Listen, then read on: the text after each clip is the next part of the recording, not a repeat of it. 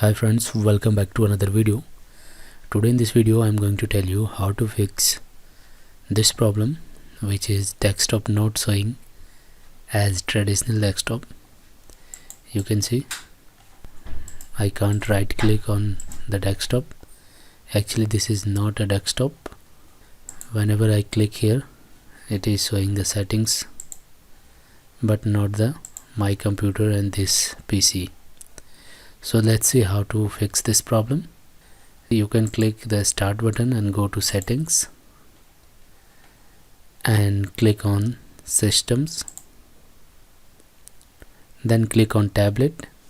Actually this is not a problem, this is a setting.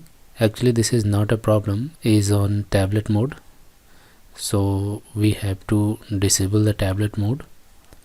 Just click on tablet and click on change additional tablet settings. Tablet mode, it is already on, just turn it off and close. You can see all things are as traditional desktop. You can see. So hope you like this video guys. Please do subscribe my channel. See you in the next video. Goodbye.